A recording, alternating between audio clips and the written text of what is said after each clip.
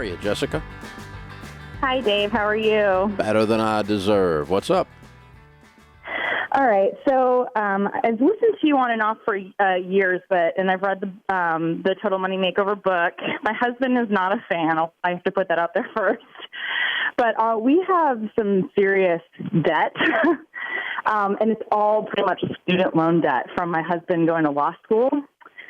And so right now we are in an income-based repayment plan, so we haven't really been worried about this debt because, after all, after like 20 or 25 years, it'll be forgiven, quote unquote. But I happened to look at one of the balance statements a few weeks ago, and it's gone from $190,000 in student loan debt to $250,000 in student loan debt, and so because of the interest.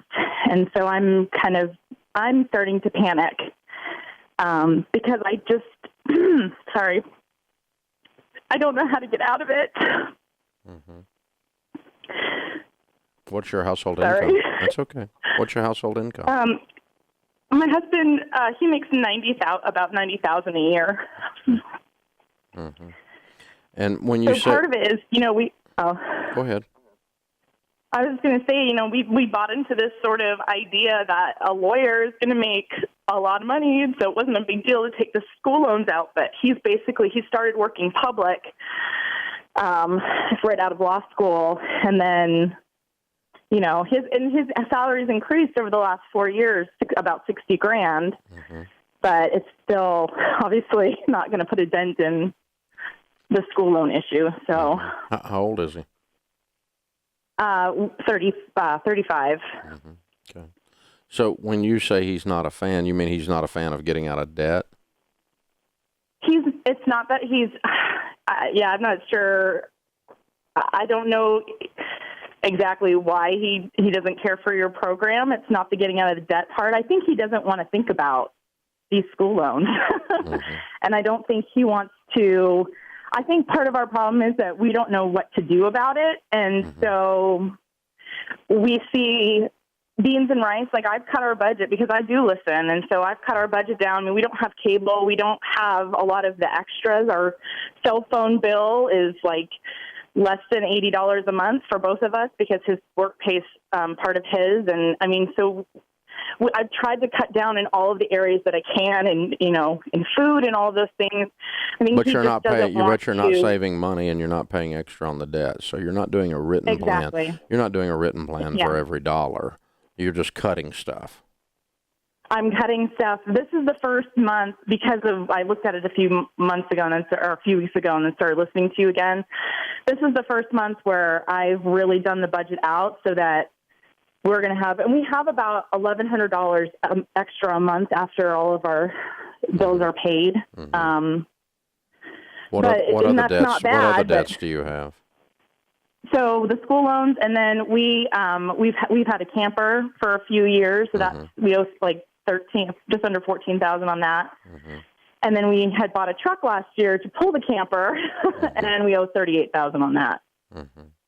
But we don't have any credit card debt or anything like that. But mm-hmm. So you just guys, I know you're scared, but you just keep doing stupid stuff. Well, yeah. Because we did. So I'm hopeless about getting out of debt, and so I'm not willing to listen to anybody. I'm putting words in his mouth. So let's go buy a $38,000 truck to pull a camper? Wow. Yeah. Wow. Well, part of the thing was I wanted to sell our house last year. I actually wanted to live in a camper. We homeschool, and I wanted to be able to, road school and kind of do some of that stuff. So the idea was that we were going to sell the house, and then we were going to live in the camper, and then that all changed because he wasn't ready to do that. But we bought the truck in anticipation of that.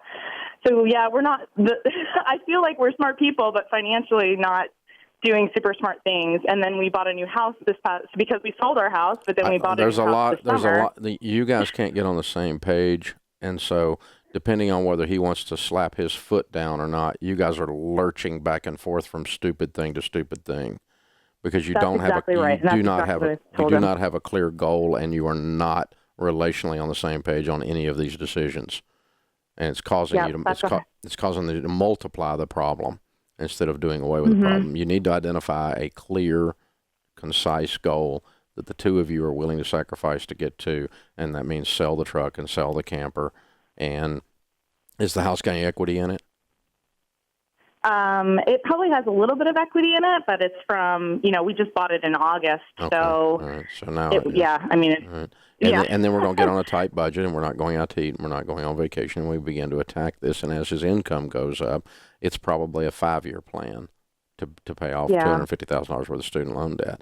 But until you get rid of this, it's not going to do anything but get worse, because income-based always goes with negative amortization, which means that the interest is higher than the payments you're paying, so you're going backwards. And it's financial suicide. And and the fact that you cannot seem to get on the same page. And I don't know, I don't know whether I'm hearing fear from him or arrogance from him, or maybe both. But the way you're describing the decision making and the way you all interact, it's not healthy. And so you guys got some work to do on that to get on the same page. I really can't help you unless both of you want to do something, because you can't cut cable and fix this. Right, exactly. You can't not go to Starbucks and fix this. This is going to require it's a huge mess, and it's going to require a unified approach between the two of you to be able to win financially. Because, when one of you goes and makes a decision, then the other one grabs the wheel and course corrects, you're jumping back and forth from stupid to stupid and really magnifying this mess. I'm sorry for you. I know you're scared.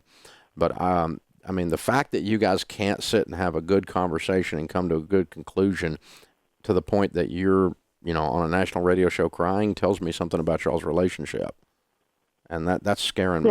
That's scaring me. So the two of you need to work on that. And I'm going to send you to marriage counseling first, is what I'm going to do. And when you get back from that, if you want to go through Financial Peace University, Kelly's going to pick up. She'll get your contact information, and you can contact her at that point. And then we'll be happy to pay for you to go through Financial Peace University. But I don't want you going to Financial Peace University by yourself, because you're going to end up divorcing this guy if you do. And I don't want to cause that. That's not where I want to go, because you're going to start having real firm, knowledge-based opinions, and he's not going to play that for that. He's got to be in on the idea, and you guys have to have a unified front on where you're going with this. It's the only way it's going to work for you. So you need to sit down with your pastor and start working on some of these relationship issues to where he's, as a good husband, he should be a whole lot more concerned about how scared you are than he is, and willing to do something about it. If there was something I could do for Sharon and she was this scared, 100% of the time I'm going to do it. And truthfully, you've got a right to be afraid, because this is a pretty sizable mess, and doing nothing about it is not going to bring you to a good place. So I'm so sorry you're facing this, but hold on, and Kelly will pick up. She'll take your information. Then if you guys come back from marriage counseling and you want to go to FPU, we will pay for it. I do not want you going by yourself, though. That would be an unhealthy thing for you guys right now. Hey guys, thanks for watching. If you enjoyed this video, click the subscribe button to get the latest content and check out these other great clips from the show.